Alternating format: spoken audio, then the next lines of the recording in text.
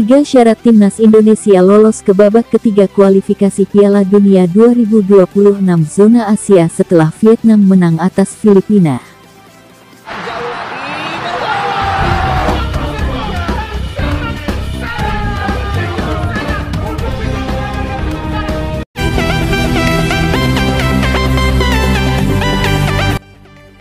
Sebanyak 3 syarat timnas Indonesia lolos ke babak ketiga kualifikasi Piala Dunia 2026 zona Asia diulas Okezone. Timnas Indonesia tumbang 0-2 dari Irak di matchday kelima grup F kualifikasi Piala Dunia 2026 zona Asia yang berlangsung di Stadion Utama Gelora Bung Karno, Kamis tanggal 6 Juni tahun 2024 sore WIB. Sementara di laga lain grup F, Vietnam menang dramatis 3-2 atas Filipina. Alhasil kelar matchday kelima grup F, Irak kukuh di puncak dengan 15 poin, disusul timnas Indonesia di posisi 2 dengan 7 angka, Vietnam di tempat ketiga dengan 6 poin dan Filipina di posisi juru kunci dengan 1 angka. Sampai grup F menyisakan 1 matchday lagi, baru Irak yang memastikan lolos ke babak ketiga kualifikasi Piala Dunia 2026 zona Asia. 1 slot lagi bakal diperebutkan timnas Indonesia dan Vietnam. Di matchday pamungkas grup F, timnas Indonesia akan menjamu Filipina pada Selasa, tanggal 11 Juni tahun 2024 pukul 19.30 waktu Indonesia Barat. Sementara di laga lain, Vietnam tandang ke markas Irak pada Rabu, tanggal 12 Juni tahun 2024 pukul 1 waktu Indonesia Barat. Lantas, bagaimana syarat agar timnas Indonesia lolos ke babak ketiga kualifikasi Piala Dunia 2026 zona Asia? 3. Menang. Jika menang atas Filipina, timnas Indonesia tidak perlu memikirkan hasil pertandingan lain Irak vs Vietnam. Koleksi 10 angka membuat skuad Garuda takkan tergeser dari posisi 2 besar yang menggaransi tempat di babak ketiga kualifikasi Piala Dunia 2026 zona Asia. 2. Imbang. Timnas Indonesia lolos ke babak ketiga kualifikasi Piala Dunia 2026 zona Asia meskipun imbang atas Filipina. Namun, ada syarat yang harus dipenuhi. Skuad asuhan Sintayong harus berharap di laga lain, Vietnam kalah atau imbang dari Irak. 1. Kalah. Kalah sekalipun dari Filipina, timnas Indonesia tetap lolos ke babak ketiga kualifikasi Piala Dunia 2026 zona Asia. Namun, seperti hasil imbang, ada syarat yang harus dipenuhi. Jika kalah dari Filipina, timnas Indonesia mesti berharap di laga lain Vietnam gagal menang atas Irak. Andai Vietnam kalah, timnas Indonesia dipastikan lolos. Bagaimana jika laga Irak vs Vietnam berakhir imbang dan di saat bersamaan timnas Indonesia tumbang dari Filipina?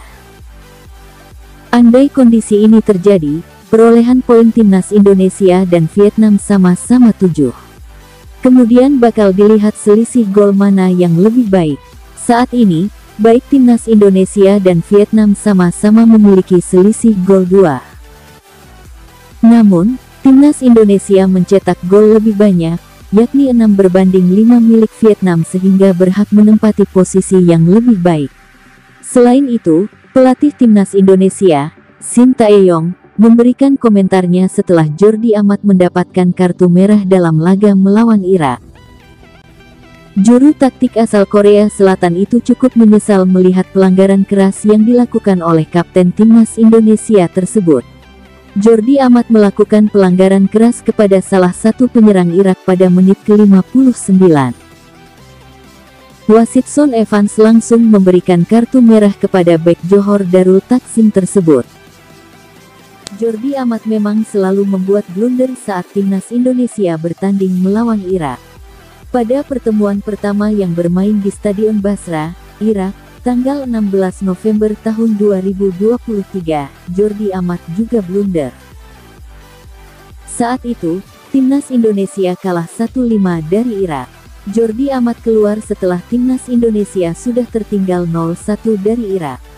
Bermain dengan 10 pemain tentu saja membuat timnas Indonesia kesulitan mengembangkan permainan. Bahkan, pada menit ke-88 Irak berhasil mencetak gol keduanya lewat aksi Ali Jassim. Skor 2-0 bertahan untuk kemenangan Irak atas timnas Indonesia pada laga kelima grup F putaran kedua kualifikasi Piala Dunia 2026 zona Asia di Stadion Utama Gelora Bung Karno SOGBK Senayan, Jakarta Pusat, Kamis tanggal 6 Juni tahun 2024. Sintayong melihat bahwa sebenarnya Jordi Amat bermain bagus sebelum mendapatkan kartu merah. Bahkan, bek berusia 32 tahun itu masih bisa bersaing dengan pemain-pemain cepat Irak. Namun sayangnya hari ini Jordi Amat tidak bermain dengan baik. Saya melihat Jordi Amat adalah pemain terbaik. Saya tidak melihat kesalahan-kesalahan tersebut sebagai faktor usia, kata Sintayong kepada awak media termasuk Bolasport.com. Sintayong menurunkan Jordi Amat bersama dengan Rizky Ridho dan Justin Hubner di lini belakang timnas Indonesia. Pada babak pertama, ketiga bek itu bermain solid untuk mengantisipasi lini depan Irak. Sintayong pun mengakui itu. Sayangnya semua berubah di babak kedua dan Jordi Amat melakukan pelanggaran keras yang merugikan timnas Indonesia. Kalau kita lihat secara keseluruhan ya Jordi Amat hari ini sebenarnya sangat baik. Hanya saja kesalahan terakhir itu yang membuat tim sulit mendapatkan kartu merah, kata Sintayong. Sintayong meminta Jordi Amat bisa berubah lebih baik saat pertandingan ke depan. Bek Johor Darul Takzim itu harus bisa bermain lebih sabar lagi. Untuk kesalahan itu, kami akan mengecek dia dan memintanya untuk melakukan evaluasi, tutup Sintayong.